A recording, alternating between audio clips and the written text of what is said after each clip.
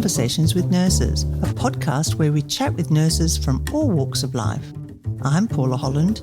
Join me as I take you into an inside look into the nursing profession, where we explore the human side of healthcare and gain insight into the dedication and compassion that drive nurses to care for others. So grab your headphones and come along for the ride as we dive on in on Conversations with Nurses.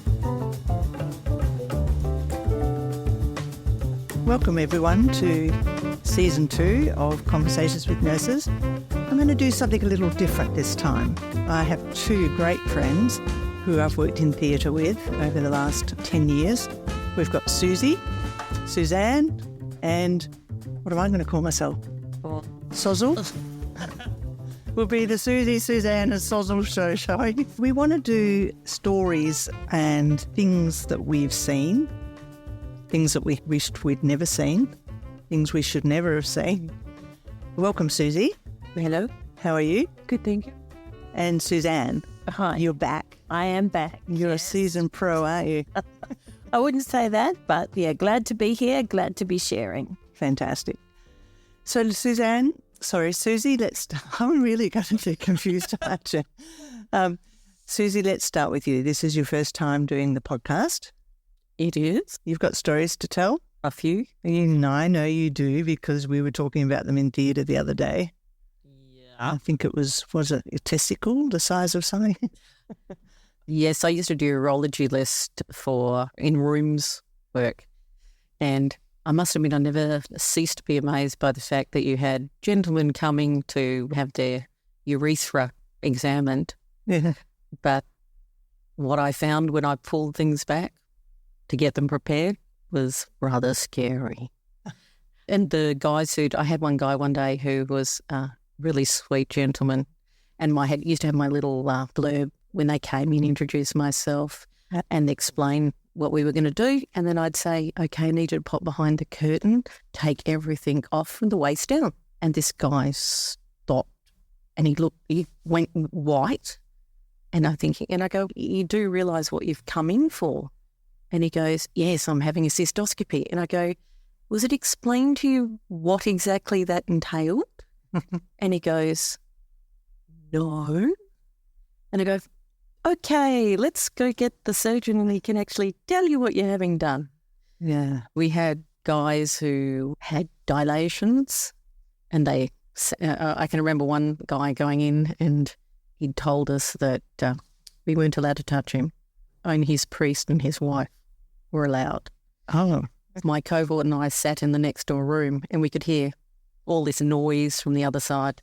5 minutes later, the urologist comes in and goes, oh, God, thank God boys don't have babies. Otherwise, there would be no population. And he goes, I wasn't even doing anything dramatic. Oh, he let the surgeon touch him. Was the priest present? No. No. They've always said that the biggest, the tattooists, the muscliest. Yeah. The muscliest, the most tattoos and the most piercings are the ones that drop at the side of the needle, don't they? The more testosterone in them, the weaker they really are. I've got a urologist story as well. I remember working in theatre with one of Perth's most adorable, most gorgeous urologists. And it was back in the days when to do a prostatectomy or something, there was heaps of water, heaps of tubing. There was water and bags hanging all over the place, and they wore wellies and suction and tubing. And one of the girls in theatre who was beautiful and thin and gorgeous, and the surgeon was sitting, as they had to, between the patient's legs that were up in stirrups.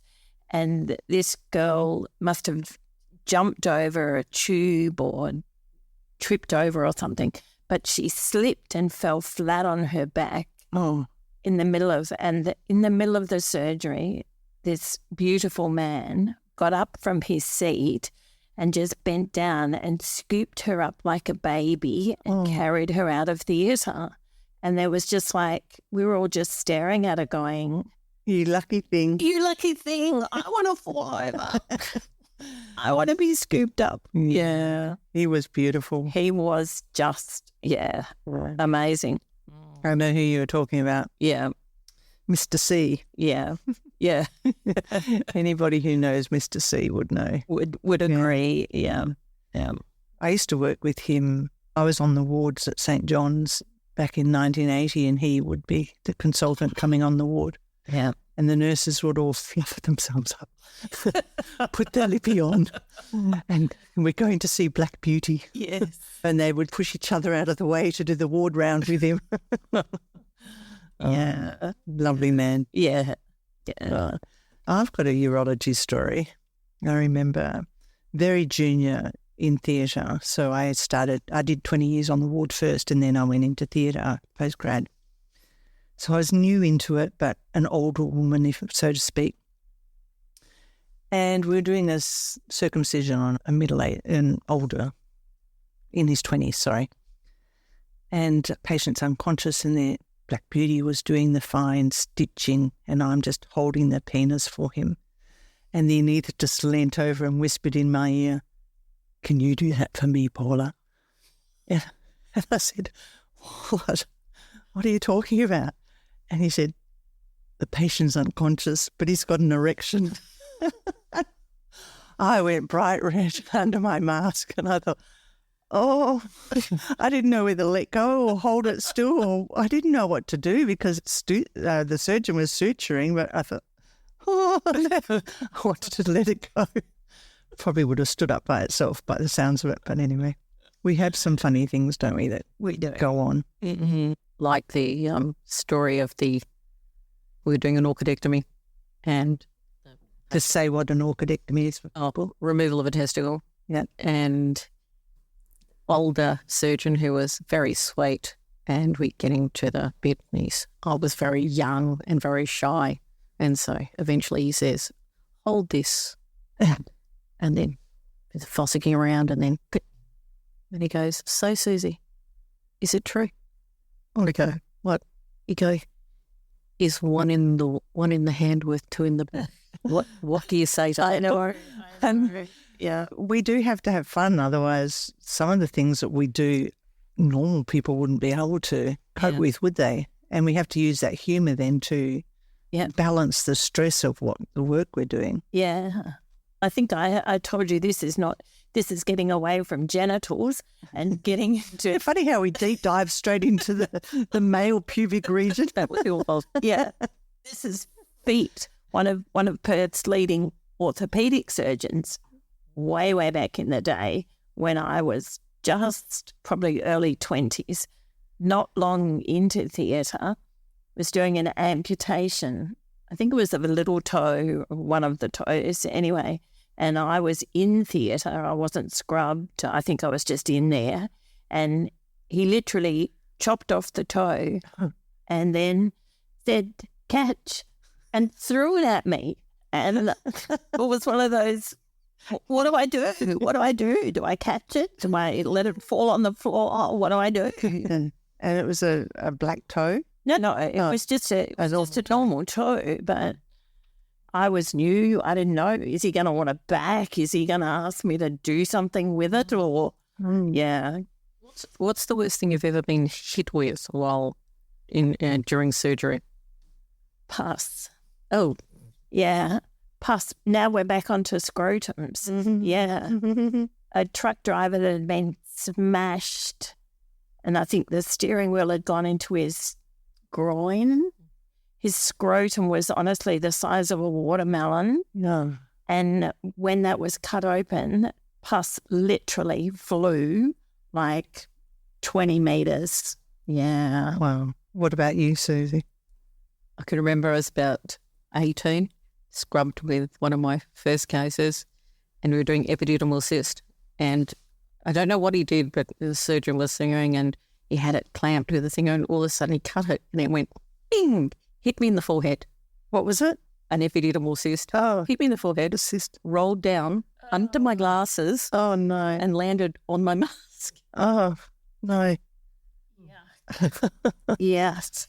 I think mine wasn't anything to do with surgery, but it was a patient had hit me because I asked him, had he had his bowels open today? And he just whacked me in the face. It's like, how dare you ask me that question? It's just a whack. I didn't know it. I was like a junior nurse then on the wards, and I thought, Wasn't that standard nurse conversation? Hello, Mr. Smith. Have you had your bowels open this morning? yeah. I think they think it's just a bit too personal, but they don't understand the medical implications of us asking that question. Yeah. It's okay. We can ask you questions like that where nurses trust us. Oh, it's probably the other worst thing I've seen in surgery was the day that that patient came through with a drill bit through the web of his hand at South Perth. Do you remember that? Yeah. So he came in to be operated on late in the evening, and he was holding the drill with the bit still attached to it, and the drill bit had gone between his thumb and first finger right through to the web of his hand. And that poor bugger, every time he moved, trying to keep that very steady because it hurt like crazy. He probably was given some pethidine or something before. But anyway, that was pretty gross looking. I had an interesting one come into Royal Perth, not me per se, because I was only a student back in the day, but in Royal Perth, on any given time, you would expect anything to walk through the doors of the emergency room. And this guy came in and he seemingly looked fine, and he was carrying a bowl of food, like mashed up, I don't know, spaghetti bowl or something like that. And everyone was like, what seems to be the problem? And he said, I've eaten some of this. And he said, I think my wife is trying to kill me. Oh. We were like, what's going on? And long story short is that there was ground glass all through this spaghetti, and yes, his wife was trying to kill him. Yeah. It didn't work. And he'd eaten some, and then he must have realised that it was a bit gritty. Didn't keep chewing it. He didn't keep chewing it, no, but I think he obviously went up for x-rays and whatever to see whether or not he was going to bleed to death. Yeah, I suppose if he was eating ground glass with spaghetti mince, it would be a bit cushioned as it went down, wouldn't it? A little bit. Well, it might have tears in your duodenum. Yeah. Talk about hurting on the way out. We had a patient that swallowed half a denture, so I had 3 teeth attached to a bit of a plate. She'd swallowed it, and all we just had to wait for 3 days for it to come out, and it's you're catching the poo every time to look in it in a bedpan. And you're fishing through the poo to see if you can find these dentures. And in the end, when it did come out, someone said, did it bite you on the bum? Poor bugger. Yeah. That would be painful, passing through that duodenum. Unless it was wrapped in poo. Same with the ground glass conversations, hey? This is what we normally talk about over the dinner table, right? That's right. We're having wine and cheese. That's right. And our husbands just... What else would we talk about? What do the husbands do? Accounting, painting. That's right. I remember one fun one I had. I was doing a laparoscopic appendicectomy on a small child, and I think it was one of the first times we'd done a laparoscopic case with this particular surgeon, who was absolutely gorgeous, really kind, very considerate. So we get in there and we're doing the appendix, and I can see his face changing. And basically I read it as, what sort of shit instruments has this nurse given me? Like picking up the appendix and trying to think of it, and it keeps sticking to the end of the instrument. And after about 5 goes, suddenly it dawned on us that they'd magnetised, there was a battery in the appendix. The child had swallowed the battery, and every time he put the instruments in, the appendix stuck to it. Wow. All ended up fine. Got it out, and the battery. That kid was lucky. And all you'd have to do is then put a magnet on the outside and suck it out through the little hole, wouldn't you? You wouldn't have to try and pull it out with forceps. No, we needed the 2D. Yeah. I wonder what happens with people that swallow buttons and things. I've never seen kids come in for things like that when we worked in paediatrics. No, most of them push them up their nose, don't they? Yeah. The fireman. Yeah. The fire truck. I did a very short stint in A&E, and he used to have